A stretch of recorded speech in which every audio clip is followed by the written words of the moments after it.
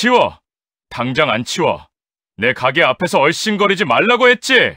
살을 애는 듯한 한겨울 칼바람 속에서 날카로운 고함 소리가 청담동의 고급 식당 주차장을 갈라놓았습니다.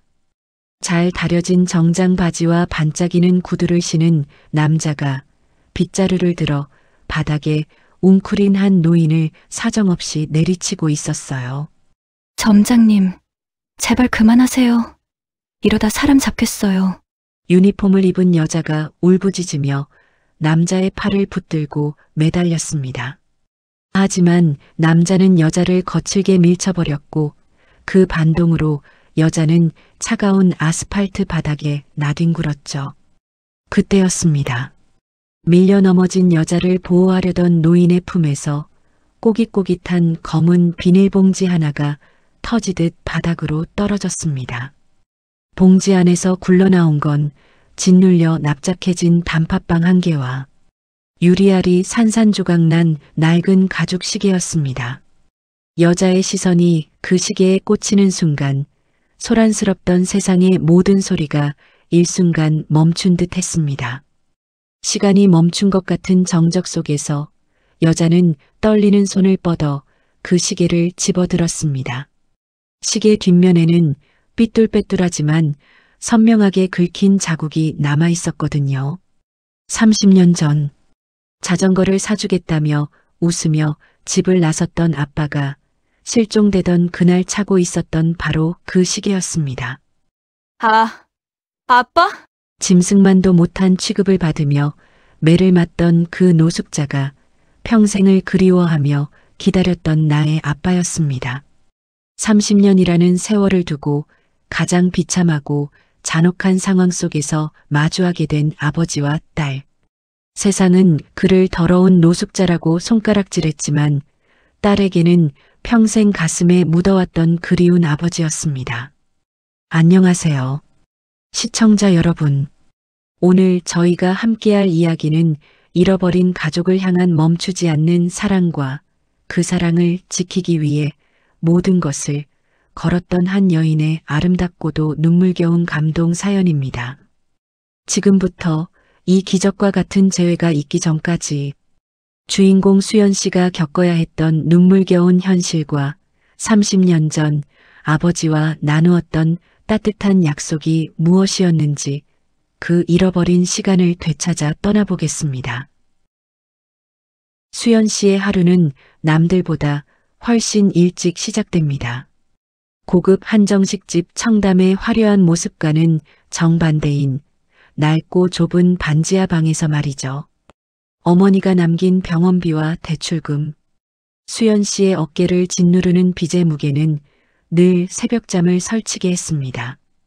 하지만 수연 씨는 이 가혹한 환경 속에서도 긍정적인 마음을 잃지 않으려 애썼습니다. 힘들 때마다 그녀가 꺼내보는 것은 빛바랜 가족사진 한 장이었습니다.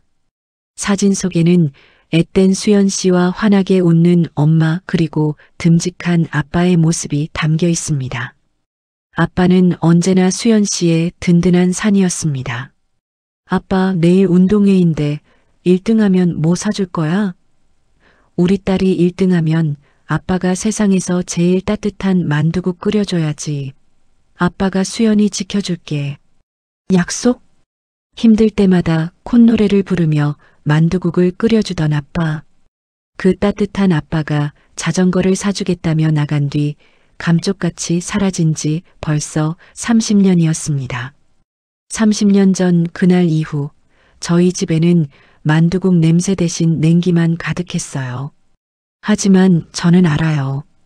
우리 아빠는 절대로 저를 버릴 분이 아니었다는 것을요. 수연 씨는 자신의 손을 내려다보았습니다. 매일 고된 노동에 시달리는 손은 거칠었지만 그녀의 마음만은 아빠가 물려준 따뜻함으로 가득했습니다. 그녀는 타고난 센스와 사람을 대하는 따뜻함 덕분에 고급 식당 매니저 자리까지 올랐습니다. 비록 점장 박 씨에게는 늘 구박받았지만 손님들 사이에서는 칭찬이 자자했습니다. 매니저님, 이 간장게장이 너무 짜서 도저히 못 먹겠어요. 당장 치워요. 까다로운 손님의 불만이 터져 나왔을 때도 수연 씨는 당황하지 않았습니다. 손님, 정말 죄송합니다. 오늘 간장 숙성이 평소보다 깊게 된 것 같습니다. 제가 바로 주방에 요청해서 싱싱한 우럭 맑은 탕을 준비해 드릴게요. 찬 음식 드셨으니 따뜻하게 속을 달래셔야죠. 음식값을 빼주는 대신 손님의 심기를 달래줄 따뜻한 메뉴를 즉각 제시하는 수연 씨의 대응은 완벽했습니다. 손님은 화를 풀고 만족하며 돌아갔죠. 수연 씨는 그렇게 버티고 있었습니다. 자신의 고단한 삶을 알릴 필요는 없었습니다. 그저 매 순간 최선을 다하며 아버지에게 물려받은 따뜻한 마음만은 잃지 않으려 노력했습니다. 자신이 이처럼 하루하루를 버텨나가는 것이 어쩌면 30년 전 호련히 사라진 아빠와의 약속을 지키는 유일한 방법이라고 생각했기 때문입니다. 이러한 수연 씨의 마음가짐이 밤늦은 시간 뒷골목의 한 노인에게 향하게 된 것은 어쩌면 당연한 수순이었을지도 모릅니다. 춥고 배고픈 그 노인에게서 수연 씨는 30년 전 아빠가 사라진 후의 자신과 엄마의 모습을 보았던 것입니다. 서울 강남의 한복판, 화려한 조명이 꺼지지 않는 청담동에는 청담이라는 이름의 고급 한정식집이 있습니다. 1인분에 수십만 원을 호가하는 코스 요리가 쉴 새 없이 나가고 가게 앞에는 발레 파킹을 기다리는 외제차들이 즐비한 곳이죠. 이곳의 매니저로 일하는 32살 수연 씨는 누구보다 바쁘고 고단한 하루를 보내고 있었습니다. 매니저님, 3번 룸 손님이 갈비찜이 식었다고 컴플레인 거시는데요. 아, 네. 제가 바로 가서 확인해 드릴게요. 죄송합니다. 이봐, 매니저. 여기 물수건 좀 빨리빨리 안 가져와? 네, 사장님. 지금 바로 갖다 드리겠습니다. 수연 씨는 하루 종일 발바닥에 불이 나도록 뛰어다녔습니다. 허리를 90도로 굽히며 사과하는 일은 그녀에게 숨 쉬는 것만큼이나 익숙한 일상이었어요. 어머니가 돌아가시며 남긴 빚을 갚기 위해, 그리고 아픈 몸을 이끌고 단칸방 월세를 내기 위해 수연 씨는 자존심 따위는 사치라고 생각하며 버텨왔습니다. 밤 10시 마지막 손님이 떠나고 주방의 불이 하나둘 꺼질 무렵 수연 씨의 진짜 일과가 시작됩니다. 그녀는 주방 한 구석에 남은 밥과 반찬들을 조심스럽게 도시락통에 담았습니다. 원래는 음식물 쓰레기로 버려야 할 것들이지만 수연 씨에게는 누군가의 생명을 이어줄 소중한 한 끼였거든요. 매니저님, 뭐 하세요? 퇴근 안 하세요? 아, 네.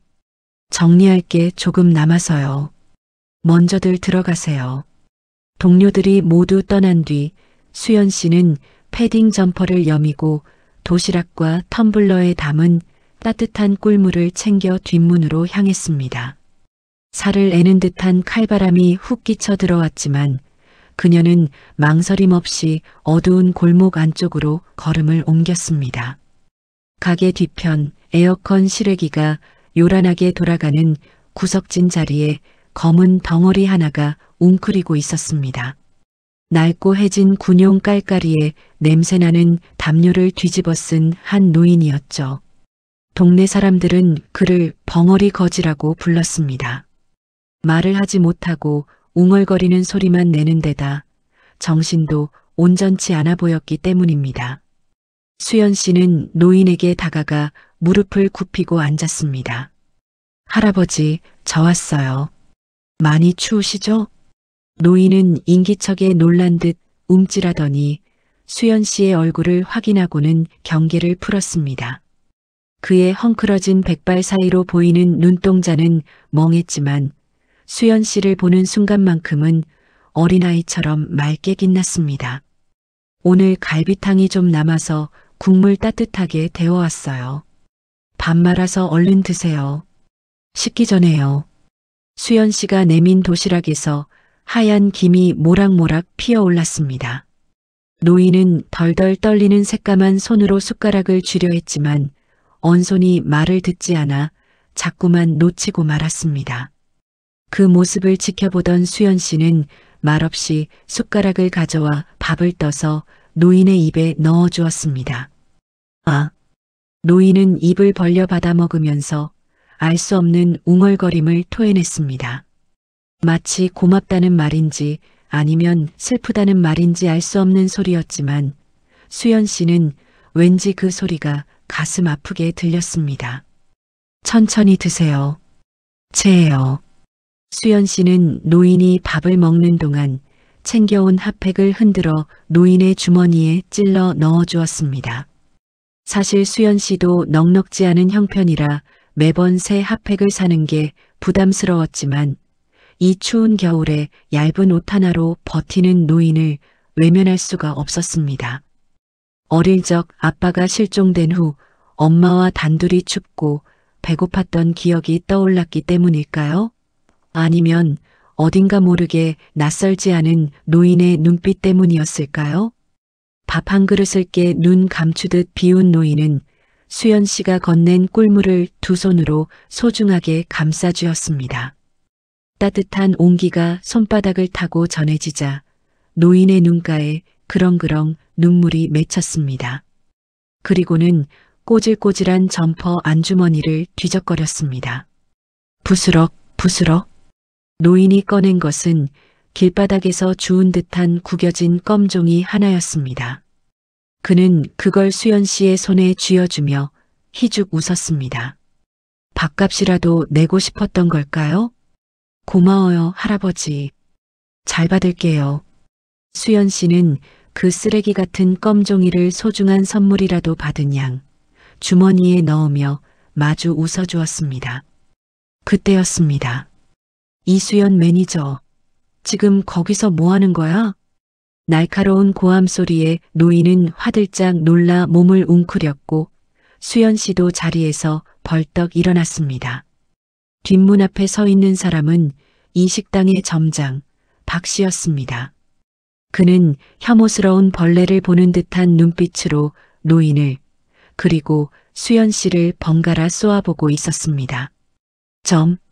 점장님, 퇴근하신 줄 알았는데. 퇴근? 내가 퇴근하면 가게 꼴이 아주 잘 돌아가겠어? 어쩐지 요즘 식자재가 자꾸 빈다 했더니 내가 저런 거지 새끼 뒤치다꺼리하느라 빼돌린 거였어? 박 점장은 성큼성큼 다가와 바닥에 놓인 빈 도시락통을 발로 걷어찼습니다. 노인은 겁에 질려 머리를 감싸 쥐고 신음소리를 냈습니다. 수연 씨가 황급히 앞을 가로막았습니다. 점장님, 죄송합니다. 버리는 음식 아까워서 그런 거예요. 제가 훔친 게 아니라 손님들이 남긴 거. 시끄러워. 남긴 거든 뭐든 가게 물건 함부로 밖으로 돌리면 절도야, 절도. 그리고 내가 몇 번을 말해? 가게 근처에 거짓 꼬이면 손님 떨어진다고. 내가 자꾸 밥을 주니까 저 늙은이가 안 떠나고 붙어 있는 거 아니야. 박 점장의 목소리는 골목이 떠나가라 울려 퍼졌습니다. 그는 평소에도 수연 씨를 못 잡아먹어 안달인 사람이었습니다. 성실하고 일 잘하는 수연 씨가 사모님의 신임을 받는 것을 질투하기도 했고 빚에 쪼들려 꼼짝 못하는 수연 씨의 약점을 이용해 갑질을 일삼기도 했죠. 한 번만 더 내 눈에 띄면 너랑 저 거지랑 둘 다 세트로 치워버릴 줄 알아. 알았어? 박 점장은 씩씩거리는 숨을 몰아쉬며 노인을 향해 침을 퇴뱉고는 돌아서 들어갔습니다. 쾅 하고 닫히는 철문 소리가 유난히 차갑게 느껴졌습니다. 수연 씨는 멍하니 서 있다가 천천히 몸을 돌려 노인을 살폈습니다. 노인은 박 점장이 발로 찬 도시락 뚜껑을 주워들고는 행여나 먼지가 묻었을까 옷소매로 쓱쓱 닦고 있었습니다. 그 모습이 너무나 처량하고 안쓰러워 수연 씨의 코끝이 찡해졌습니다. 할아버지, 죄송해요. 제가 더 조심했어야 했는데. 수연 씨는 떨리는 손으로 노인의 어깨에 묻은 흙을 털어주었습니다. 노인은 그런 수연 씨를 빤히 올려다보았습니다. 그의 눈동자가 무언가 말을 하려는 듯 깊게 일렁였습니다. 마치 나는 괜찮다, 울지 말아라고 위로하는 것처럼요. 하지만 수연 씨는 알지 못했습니다. 오늘 밤의 이 소라는 내일 닥쳐올 거대한 폭풍의 전조에 불과하다는 것을요. 그리고 이 말 못하는 노인이 품속 깊은 곳에 밥보다 더 소중하게 지키고 있는 비밀이 있다는 사실을 말입니다. 다음 날 아침 출근하자마자 박 점장은 수연 씨를 점장실로 호출했습니다. 그는 밤새 화가 가라앉기는커녕 오히려 더 독이 올라 있는 것 같았죠. 박 점장은 수연 씨가 들어오자마자 결제판을 바닥으로 집어 던졌습니다. 야, 이수연. 너 내가 웃음이야? 아닙니다, 점장님. 아니면 내가 어제 경고했지. 거지 새끼한테 밥 주지 말라고. 근데 내가 CCTV 돌려보니까 아주 가관이더라. 꿀물까지 타다 바쳐? 여기가 무슨 무료 급식소야? 박 점장은 비아냥거리며 책상 위에 다리를 올리고 의자를 삐딱하게 기울였습니다. 그의 시선은 수연 씨의 머리부터 발끝까지 훑어내리며 노골적인 경멸을 드러냈습니다. 너 이번 달 월급에서 식대 깐다. 내가 그 늙은이한테 퍼다 나른 고기, 밥, 반찬값 다 청구할 거야. 억울해? 억울하면 나가든가. 수연 씨는 입술을 꽉 깨물었습니다. 나가라는 말. 그 말이 가장 무서운 협박임을 박 점장은 너무나 잘 알고 있었습니다. 수연 씨는 지금 당장 월급이 끊기면 아픈 몸을 누일 단칸방에서도 쫓겨나야 할 처지였으니까요. 죄송합니다. 다시는 그런 일 없도록 하겠습니다. 수연 씨가 고개를 숙이자 박 점장은 콧방귀를 뀌며 몸을 일으켰습니다. 그리고는 수연 씨의 코앞까지 다가와 위협적으로 속삭였습니다. 오늘 점심에 누가 오시는지 알지? 회장 사모님 오셔. 1년에 한두 번 오실까 말까 한 날이라고. 청담 한정식의 실소유주이자 이 건물 전체를 소유한 회장 사모님. 깐깐하기로 소문난 그녀의 방문 소식에 가게 전체가 며칠 전부터 비상이 걸린 상태였습니다. 박 점장에게 오늘은 자신의 능력을 증명하고 점수를 따야 하는 1년 중 가장 중요한 날이었죠. 사모님 오셨는데 가게 앞에서 그 냄새나는 거지가 알짱거린다? 그땐 너 심할서로 안 끝나. 너도 잘리고 그 거지 새끼는 내가 사람 써서 아주 반병신을 만들어 놓을 거니까. 알아들었어? 네. 명심하겠습니다. 점장실을 나온 수연 씨의 다리가 후들거렸습니다. 모멸감과 두려움이 뒤섞여 가슴이 답답해져 왔습니다. 자신이 해고되는 건 그렇다 쳐도 그 힘없는 할아버지가 해코지를 당할까봐 그게 더 겁이 났습니다. 수연 씨는 서둘러 주방 쪽 창문으로 뒷골목을 살폈습니다. 다행히 늘 할아버지가 앉아있던 실외기 옆자리는 비어 있었습니다. 어젯밤 점장의 고함 소리에 놀라 다른 곳으로 떠난 것 같았습니다. 다행이다. 차라리 잘 됐어. 여기 있으면 위험하니까. 수연 씨는 안도의 한숨을 내쉬며 행주를 들고 홀로 나갔습니다. 하지만 그 안도는 오래가지 못했습니다. 오전 11시 오픈 준비가 한창일 때였습니다.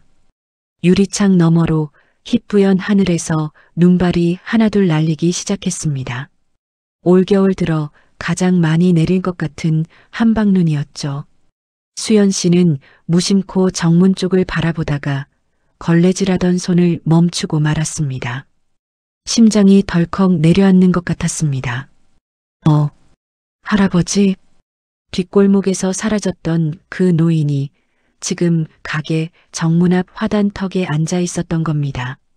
낡은 담요를 머리까지 뒤집어 쓰고 눈을 맞으며 오들오들 떨고 있는 모습, 뒷골목보다 사람들의 눈에 훨씬 잘 띄는 그야말로 박 점장이 보면 기절초풍할 바로 그 자리에 말이죠.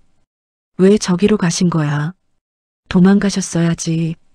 수연 씨는 발을 동동 구르며 창문을 두드리고 싶었지만 홀에는 이미 다른 직원들이 분주하게 움직이고 있었습니다. 지금 나가서 할아버지를 챙기다가는 박 점장의 눈에 띌 게 뻔했습니다. 그때 유리창 너머의 할아버지가 고개를 들었습니다. 그의 시선은 정확하게 수연 씨가 서 있는 창가를 향하고 있었습니다. 초점 없는 멍한 눈빛이 아니라 무언가를 간절히 기다리는 듯한 눈빛. 할아버지는 품속에 손을 넣고 무언가를 만지작거리고 있었습니다. 떠나지 않은 게 아니었습니다. 수연 씨에게 무언가를 전해주기 위해 추위와 공포를 견디며 그 자리를 지키고 있었던 겁니다. 하지만 야속하게도 저 멀리서 박 점장의 날카로운 목소리가 들려왔습니다. 야, 1번 테이블 세팅 다시 해. 사모님 오실 시간 다 됐어. 폭풍 전야의 고요함 속에서 눈발은 점점 더 거세지고 있었습니다. 그리고 그 눈길 위로 검은색 고급 세단 한 대가 미끄러지듯 들어오고 있었습니다. 오후 12시 정각, 회색빛 하늘에서 쏟아지는 한방눈을 뚫고 검은색 최고급 세단 한 대가 식당 진입로로 천천히 들어섰습니다. 그 위압적인 자태만으로도 차 안에 누가 타고 있는지 짐작하게 했죠. 바로 이 건물의 주인이자 식당의 실소유주인 회장 사모님이었습니다. 왔다. 사모님 오셨다. 전원 정렬. 빨리빨리 안 움직여. 박 점장의 목소리가 찢어질 듯 홀을 울렸습니다. 직원들은 하던 일을 멈추고 일사불란하게 정문 앞으로 뛰어나가 도열했습니다. 박 점장은 거울을 보며 넥타이를 고쳐매고 입꼬리를 억지로 끌어올려 비굴한 미소를 장착했습니다. 그의 머릿속에는 오직 사모님에게 잘 보여야 한다는 생각뿐 창밖 화단에 앉아있는 노인의 존재는 까맣게 잊고 있었죠. 하지만 수연 씨는 웃을 수가 없었습니다. 그녀의 시선은 사모님의 차가 아니라 차가 들어오는 길목 바로 옆에 앉아있는 할아버지에게 고정되어 있었습니다. 제발, 할아버지, 제발 일어나지 마세요. 가만히 계세요. 수연 씨는 속으로 빌고 또 빌었습니다. 지금 저 눈에 띄면 무슨 사단이 날지 뻔했으니까요. 하지만 운명의 장난은 늘 가장 잔인한 순간에 찾아오는 법이죠. 사모님의 차가 정문 현관을 향해 부드럽게 코너를 도는 순간이었습니다. 헤드라이트 불빛이 화단을 비추자 웅크리고 있던 할아버지가 불빛에 반응한 듯 천천히 몸을 일으켰습니다. 그리고 유리창 너머 불안한 표정으로 서 있는 수연 씨를 발견했습니다. 할아버지의 얼굴에 어린아이 같은 천진난만한 미소가 번졌습니다. 그는 마치 기다렸다는 듯이 품속 깊이 넣어두었던 손을 꺼냈습니다. 붓으로? 할아버지의 새까만 손에 들려있는 건 편의점 봉투에 담긴 단팥빵 하나였습니다. 어디서 구걸이라도 한 걸까요? 아니면 폐지를 주어 판 돈으로 산 걸까요? 빵은 할아버지의 품속에서 체온에 녹아 짓눌리고 찌그러져 볼품없는 모양이었지만 할아버지에게는 세상에서 가장 귀한 보물 같아 보였습니다. 할아버지는 수연 씨를 향해 빵을 흔들었습니다. 마치 이거 넣어주려고 가져왔어. 얼른 와서 먹어. 라고 말하는 것 같았죠. 그 순수한 몸짓이 하필이면 그 순간 박 점장의 눈에 들어오고 말았습니다. 저 미친. 박 점장의 눈이 뒤집혔습니다. 사모님의 차가 코앞까지 왔는데 가게 정문 한가운데서 냄새나는 노숙자가 빵을 흔들고 있다니. 그의 완벽했던 계획에 오물을 끼얹는 것과 다름없었습니다. 야, 저거 안 치워. 박 점장은 사모님이 볼까봐 차마 크게 소리는 지르지 못하고 쉰 목소리로 수연 씨를 노려보며 으르렁거렸습니다. 하지만 수연 씨가 움직이기도 전에 사태는 걷잡을 수 없이 흘러갔습니다. 할아버지가 빵을 주기 위해 비틀거리는 걸음으로 가게 현관 쪽으로 다가오기 시작한 겁니다. 마침 현관 앞에 멈춰 서려던 사모님의 차가 할아버지를 보고 급정거를 했습니다. 날카로운 경적 소리에 놀란 할아버지가 뒷걸음질 치다가 눈길에 미끄러져 엉덩방아를 찧었습니다. 손에 들고 있던 단팥빵이 대굴대굴 굴러 사모님의 차바퀴 바로 앞까지 굴러갔죠. 아, 으아. 할아버지는 빵을 주어야 한다는 생각에 겁도 없이 굴러가는 차바퀴 쪽으로 손을 뻗으며 기어갔습니다. 이런 젠장. 박 점장의 이성이 끊어지는 소리가 들리는 듯 했습니다.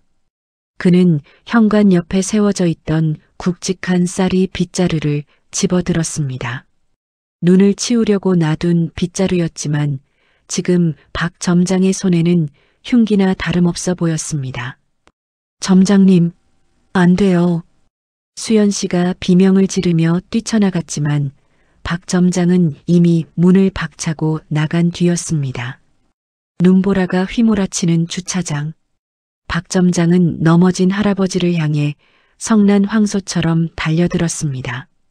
사모님의 차 뒷좌석 문이 열리고 사모님이 막 내리려던 찰나였습니다. 이 더러운 게 어디서 감히 차를 막아? 죽고 싶어 환장했어?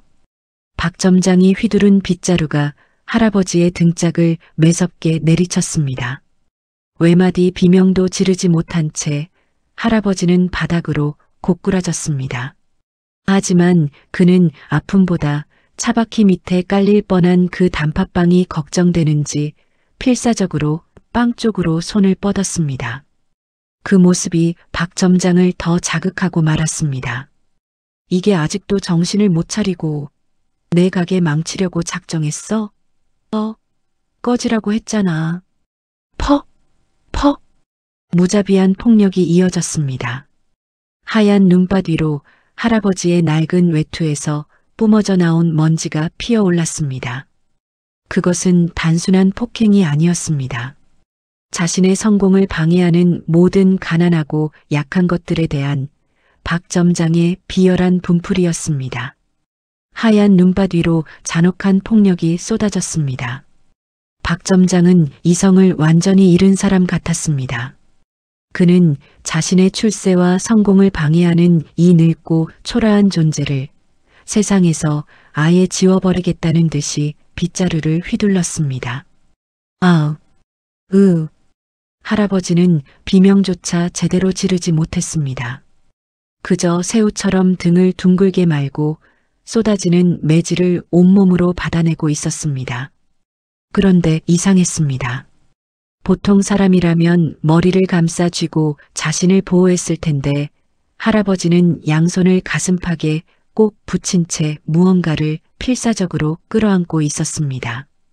그것은 바로 아까 차바퀴 앞에서 가까스로 건져낸 흙 묻은 단팥빵이었습니다. 자신은 뼈가 부러질 듯 맞아도 수연 씨에게 줄 이 빵만큼은 절대로 망가뜨릴 수 없다는 듯이 말이죠. 그만하세요. 제발 그만하세요. 수연 씨가 맨발로 눈밭을 달려와 박 점장의 팔을 붙잡았습니다. 그녀의 눈에는 공포와 눈물이 가득했지만 더 이상 물러설 곳은 없었습니다. 이러다 진짜 죽어요. 점장님, 제발요. 사람이잖아요. 수연 씨의 애원에도 박 점장의 눈은 광기로 번들거렸습니다. 그는 자신을 말리는 수연 씨를 노려보며 비릿한 웃음을 흘렸습니다. 사람? 이게 사람으로 보여? 이건 그냥 쓰레기야. 내 앞길 막는 오물이라고. 안 돼요, 못해요. 차라리 저를 때리세요. 수연 씨는 할아버지를 감싸 안으며 박 점장 앞을 막아섰습니다. 그녀의 얇은 유니폼 위로 차가운 눈발이 내려앉았지만 그녀는 할아버지의 떨리는 어깨를 감싸준 손을 놓지 않았습니다. 그 순간 할아버지가 고개를 들었습니다. 피멍이 든 얼굴, 터진 입술 사이로 하얀 입김을 내뱉으며 할아버지는 수연 씨를 바라보았습니다. 그 멍하던 눈동자에 처음으로 또렷한 감정이 스쳐 지나갔습니다. 그것은 고마움이 아니었습니다.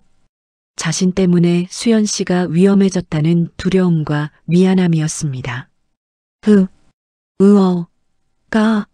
가. 할아버지는 수연 씨를 밀어내려 했습니다. 나만 맞으면 되니까 너는 저리 가라고. 다치지 말라고. 말을 하지 못하는 입에서 터져나온 그 짐승 같은 울부짖음은 세상 그 어떤 언어보다 처절한 사랑의 외침이었습니다. 하지만 박 점장에게는 그저 시끄러운 소음에 불과했습니다. 아주 쌍으로 지랄들을 한다. 그래, 너도 거지가 그렇게 좋냐? 그럼 같이 꺼져. 박 점장은 수연 씨의 어깨를 낚아채어 힘껏 밀쳐버렸습니다.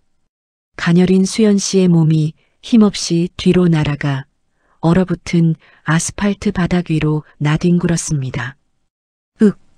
손바닥과 무릎이 찢어지는 고통이 밀려왔지만 수연 씨는 신음할 겨를도 없었습니다. 눈앞에서 믿을 수 없는 광경이 벌어지고 있었기 때문입니다.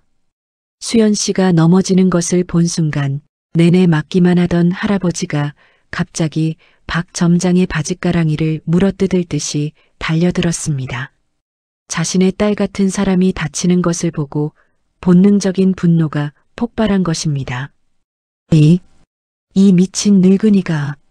당황한 박 점장이 뒷걸음질 치며 할아버지의 가슴팍을 발로 걷어찼습니다. 컥! 할아버지의 몸이 공중으로 붕 떴다가 바닥으로 처박혔습니다. 그리고 그 충격으로 할아버지가 목숨처럼 품에 안고 있던 낡은 외투 안주머니가 트어지며 내용물들이 쏟아져 나왔습니다. 바닥을 뒹구는 찌그러진 단팥빵, 꼬깃꼬깃 접힌 1,000원짜리 몇 장, 그리고 눈밭 위로 툭 하고 떨어져 맑은 소리를 내는 낡은 가죽 시계 하나. 모든 소란이 일순간 멈춘 것 같았습니다.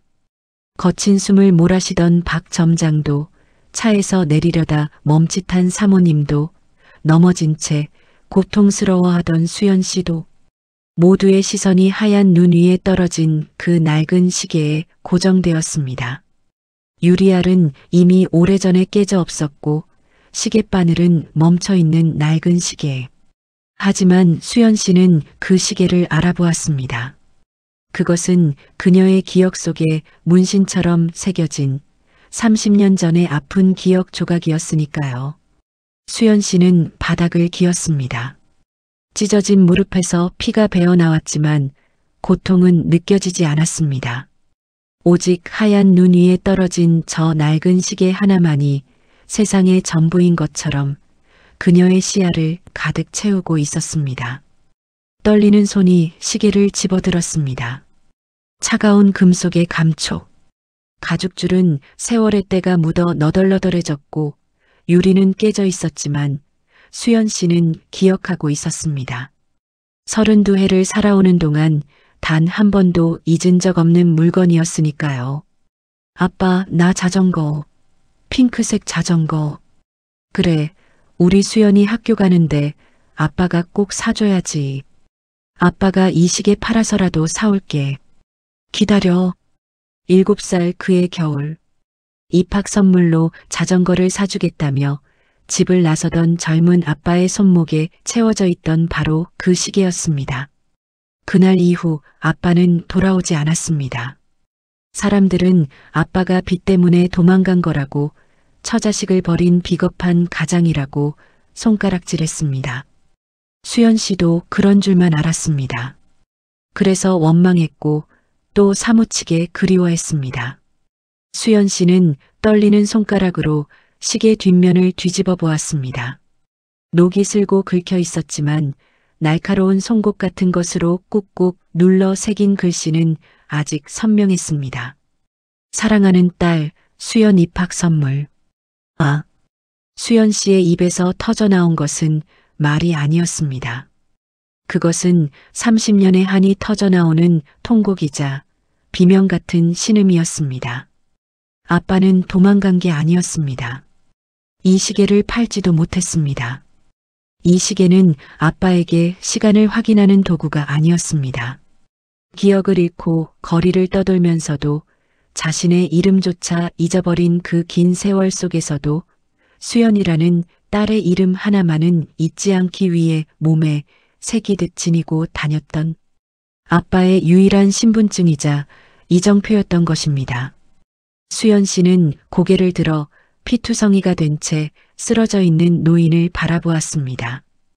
헝클어진 백발, 때가 낀 주름진 얼굴, 초점 없이 흔들리는 눈동자, 매일 가게 뒷골목에서 남은 밥을 주워 먹던 그 노숙자, 자신을 보며 바보처럼 웃어주던 꼬깃한 껌종이를 선물이라며 내밀던 그 사람이 아빠.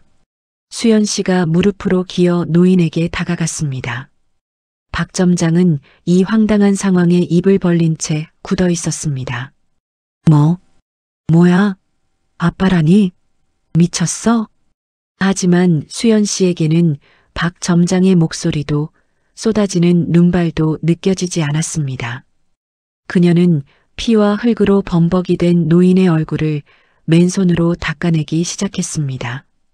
차가운 눈물방울이 노인의 얼굴 위로 뚝뚝 떨어졌습니다. 아빠, 맞지? 나야 수연이. 아빠 딸 수연이. 수연 씨의 목소리가 물기에 젖어 떨려 나왔습니다. 노인은 겁에 질려 움츠러들다가 수연이라는 이름이 들려오자 기이한 반응을 보였습니다. 초점 없이 허공을 맴돌던 눈동자가 천천히, 아주 천천히 수연 씨의 얼굴에 고정되었습니다. 기억의 저편, 안개 속에 갇혀있던 무언가가 노인의 뇌리를 스치고 지나갔을까요? 노인의 거칠고 투박한 손이 허공으로 들어 올려졌습니다. 마치 깨지기 쉬운 유리 조각을 다루듯 조심스럽게 수연 씨의 젖은 뺨에 손을 댔습니다. 의연. 터진 입술 사이로 짐승의 울음소리가 아닌 사람의 언어가 흘러나왔습니다. 30년 동안 굳게 닫혀있던 기억의 문이 딸의 눈물 앞에서 기적처럼 열리는 순간이었습니다. 아빠, 으앙. 수연 씨는 노인의 가슴에 얼굴을 묻고 오열했습니다. 냄새나고 더러운 노숙자의 품이 아니었습니다. 세상에서 가장 그리웠던 30년을 기다려온 아빠의 품이었습니다. 노인은 영문을 모른 채 눈물만 흘리며 본능적으로 수연 씨의 등을 토닥였습니다. 투박한 손길이었지만 그 리듬은 어린 적 잠투정하던 수연 씨를 재워주던 그 박자 그대로였습니다. 눈 내리는 차가운 주차장 바닥, 가장 비참한 모습으로 제외한 부녀의 모습 위로 하얀 눈이 이불처럼 소복이 쌓여가고 있었습니다.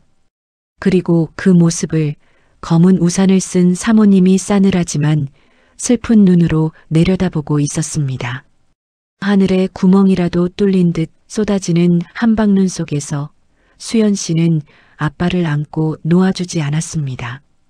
30년이라는 세월은 아빠의 검은 머리를 백발로 만들었고 든든했던 어깨를 작고 구부정하게 만들었지만 수연 씨는 알 수 있었습니다. 이 거칠고 투박한 품에서 나는 냄새는 퀴퀴한 노숙자의 냄새가 아니라 그리운 아버지의 향기라는 것을요. 아빠, 어디 갔었어? 내가 얼마나 찾았는데, 엄마가 얼마나 기다렸는데. 수연 씨의 원망 섞인 울음이 아빠의 가슴을 적셨습니다.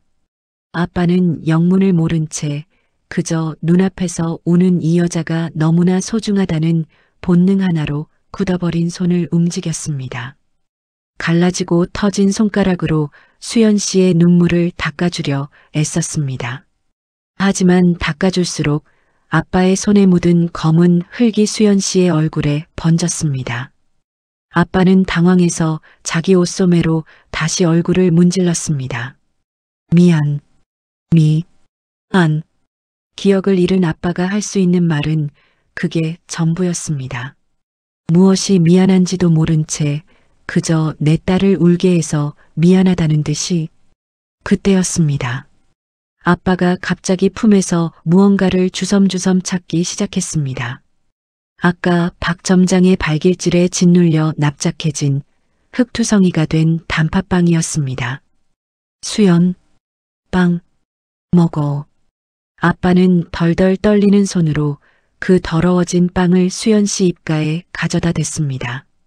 포장지는 다 찢어지고 흙이 묻어먹을 수 없는 상태였지만 아빠의 눈에는 그게 보이지 않는 것 같았습니다. 오직 우리 딸이 단팥빵을 좋아한다는 뇌리에 박힌 단 하나의 기억만이 아빠를 움직이고 있었으니까요.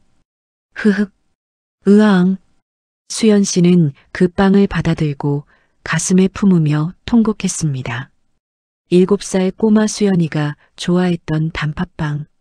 아빠는 30년의 세월 동안 정신을 놓고 거리를 헤매면서도 그 입맛을 기억하고 있었던 겁니다.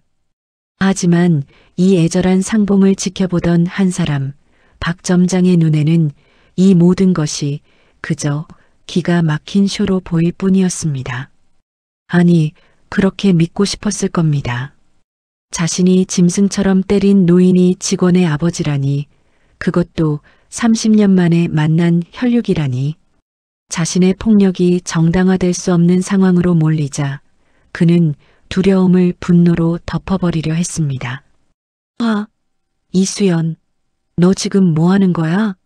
심파 찍어. 박 점장이 씩씩거리며 다가와 수연 씨의 어깨를 거칠게 잡아 끌었습니다. 이거 안 나? 사모님 보고 계시는데 어디서 질질 짜고 있어. 아빠라고? 하? 너 고아라며? 어디서 거지 노인네 하나 붙잡고 쇼를 해? 당장 안 일어나. 이거 놓으세요. 우리 아빠예요. 진짜 우리 아빠라고요. 수연 씨가 박 점장의 손을 뿌리치며 소리쳤습니다. 그녀의 눈빛은 더 이상 예전에 주눅든 직원이 아니었습니다. 아빠를 지키기 위해 도끼를 품은 맹수처럼 박 점장을 노려보았습니다. 눈깔 안 깔아? 이게 진짜 돌았나? 자존심이 상한 박 점장은 다시 손을 들어 올렸습니다. 수연 씨를 때리려는 기세였죠. 그때 아빠가 비틀거리며 일어나 수연 씨 앞을 가로막았습니다. 다리는 후들거리고 몸은 만신창이었지만 딸을 지키려는 아비의 등은 거대한 산처럼 보였습니다. 안 돼. 때리지 마. 아빠는 온몸으로 박 점장을 막아서며 웅얼거렸습니다. 박 점장은 어이없다는 듯 헛웃음을 지었습니다. 진짜 가지가지들 한다. 그래, 너네 둘 다 오늘 제삿날인 줄 알아라. 박 점장이 주먹을 휘두르려는 순간이었습니다. 차가운 눈길 위를 걸어오는 또렷한 구두 소리. 그 규칙적인 소리에 박 점장의 주먹이 허공에서 멈췄습니다.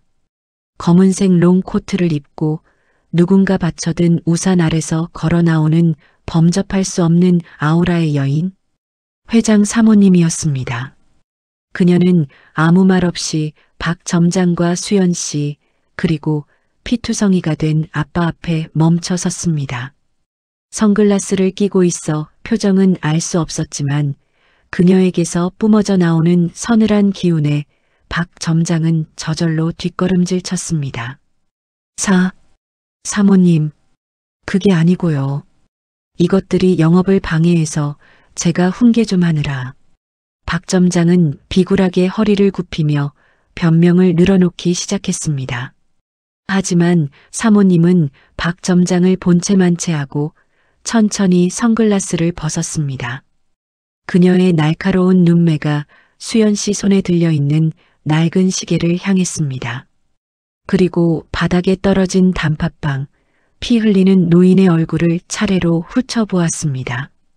박 점장, 낮지만 위험 있는 목소리가 깔렸습니다. 네, 사모님, 자네 눈에는 저게 영업 방해로 보이나? 예, 그렇습니다. 저 노숙자가 툭하면 와서 구걸하고 이수연이가 뒤로 음식 빼돌려서 먹이고 제가 가게 이미지 관리하느라 얼마나 애를 먹었는지 모릅니다. 박 점장은 신이 나서 떠들어댔습니다. 자기가 잘한 줄 알고요. 사모님은 한쪽 입꼬리를 비릿하게 올리며 웃었습니다. 그래, 이미지 관리라. 사모님은 천천히 선글라스와 가죽 장갑을 벗었습니다. 그리고 박 점장 앞으로 한 걸음 더 다가갔습니다. 자, 고요한 주차장에 파열음이 울려 퍼졌습니다. 박 점장의 고개가 획 돌아갔습니다. 너무 놀라 비명조차 지르지 못한 박 점장이 얼떨떨한 표정으로 사모님을 바라보았습니다. 사모님? 사람 귀한 줄 모르는 짐승 새끼가 내 가게 점장이라니. 내 얼굴에 먹칠을 해도 유분수지. 사모님의 눈에서 불꽃이 튀었습니다. 그것은 단순한 고용주의 분노가 아니었습니다. 인간에 대한 예의를 저버린 자를 향한 준엄한 심판의 시작이었습니다. 박 점장은 불에 댄 듯 화끈거리는 뺨을 감싸쥐고 멍하니 서 있었습니다. 하늘 같은 사모님에게, 그것도 직원들 다 보는 앞에서 따기를 맞았다는 사실이 믿기지 않는 눈치였습니다. 사모님, 오해십니다. 저는 그저 가게 품위를 위해서. 품위? 사모님이 코웃음을 쳤습니다. 그녀는 바닥에 떨어진 흙투성이가 된 단팥빵을 턱끝으로 가리켰습니다. 자네 눈에는 저게 쓰레기로 보이나 보지? 내 눈에는 자네보다 100배는 더 품위 있는 마음으로 보이는데. 네, 그게 무슨. 저분은 자기가 맞아서 죽을지언정 딸 주려고 가져온 빵 하나 지키려고 웅크리고 있었어. 그런데 자네는 뭐야? 힘없는 노인 하나 잡겠다고 빗자루를 휘둘러. 그것도 내 가게 앞에서? 사모님의 목소리가 점점 높아졌습니다. 그 서슬 퍼런 기세에 박 점장은 사시나무 떨듯 떨기 시작했습니다.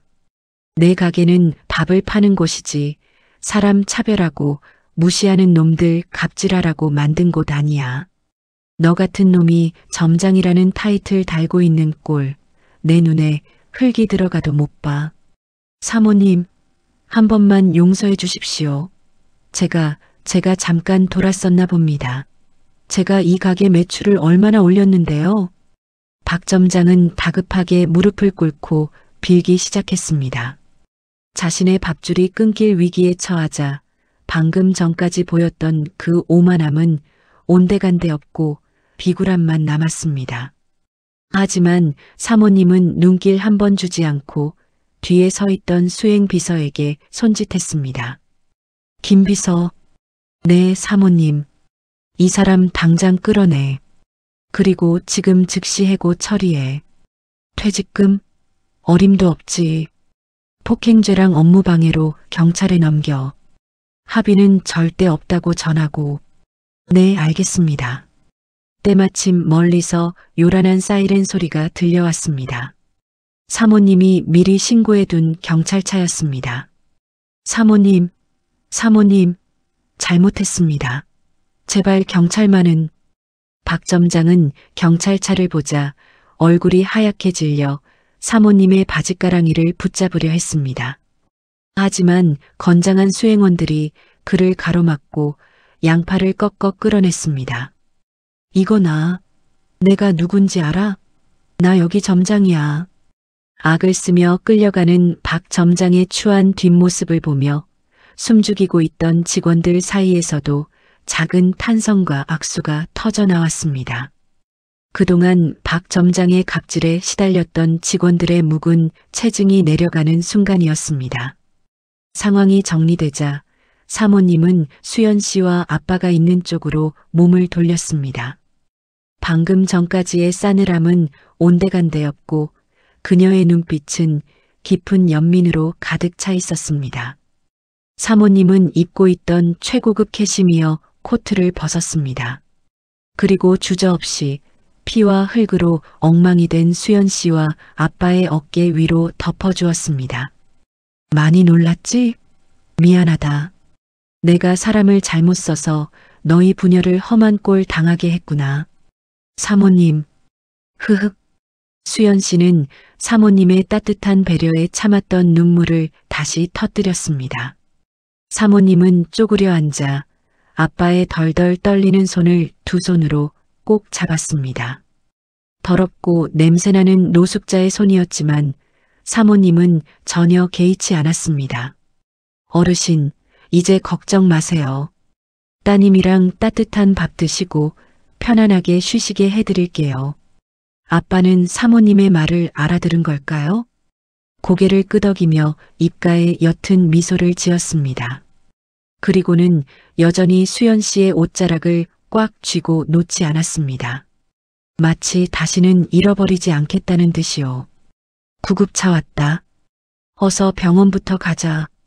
병원비, 치료비, 그리고 앞으로 살 집까지 내가 다 책임질 테니까 수연 씨는 아버님 곁만 지켜드려. 감사합니다. 정말 감사합니다. 수연 씨는 아빠를 부축해 구급차에 오르며 사모님을 향해 깊이 허리를 숙였습니다. 눈 내리는 청담동 거리. 30년 만에 찾은 아빠의 손은 거칠었지만 그 어느 때보다 따뜻했습니다. 그리고 그 뒤에는 모든 것을 바로잡아준 사모님이 든든한 나무처럼 서서 그들을 배웅하고 있었습니다. 정의는 승리했고 사랑은 다시 이어졌습니다. 이제 그들에게 남은 건 잃어버린 시간을 보상받을 행복한 날들 뿐이었습니다.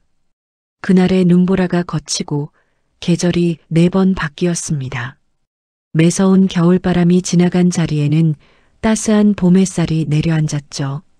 서울의 한적한 주택가, 고소한 밤 냄새가 골목을 채우는 작은 가게가 하나 생겼습니다.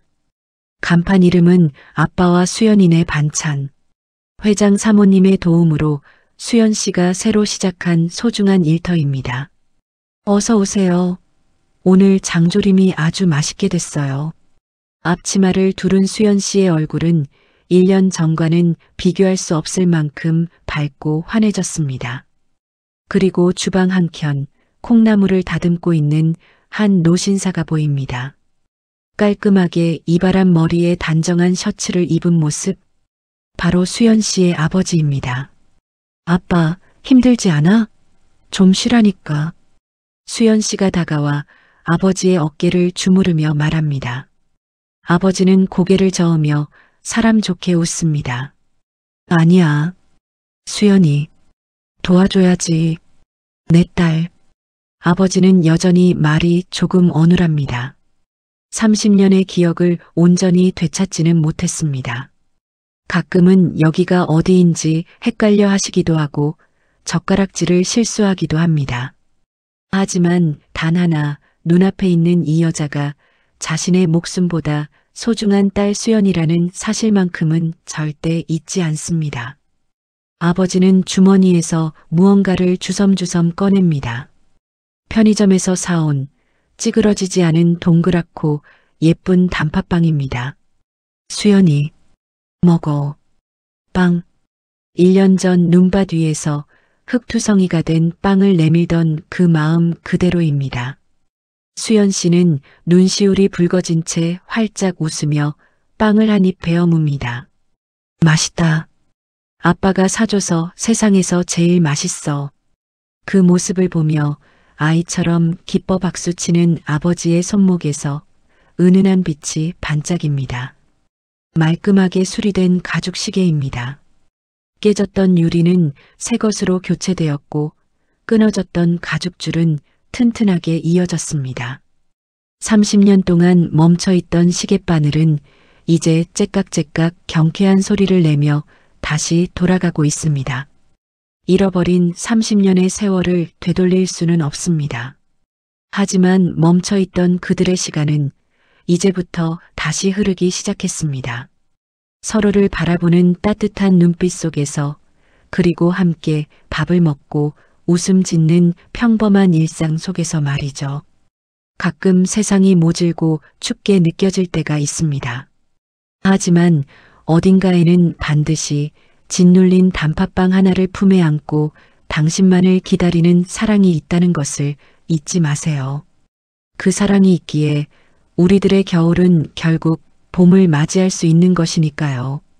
지금까지 잃어버린 30년의 시간을 낡은 시계 하나로 되찾은 수연 씨와 아버지의 기적 같은 이야기였습니다.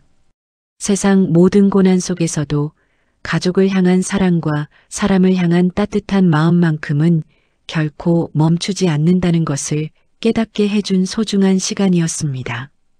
오늘도 긴 시간 함께 해주신 모든 시청자 여러분께 진심으로 감사드립니다. 수연 씨와 아버지의 이야기처럼 우리 주변에 숨겨진 감동적인 실화를 저희 채널이 계속 발굴하고 전해드릴 수 있게 구독과 좋아요 그리고 따뜻한 응원 댓글을 꼭 부탁드립니다. 여러분의 소중한 응원 하나하나가 저희 채널을 움직이는 큰 힘이 됩니다. 저희는 다음에도 가슴 뭉클해지는 감동 사연으로 다시 찾아뵙겠습니다. 시청해 주셔서 감사합니다.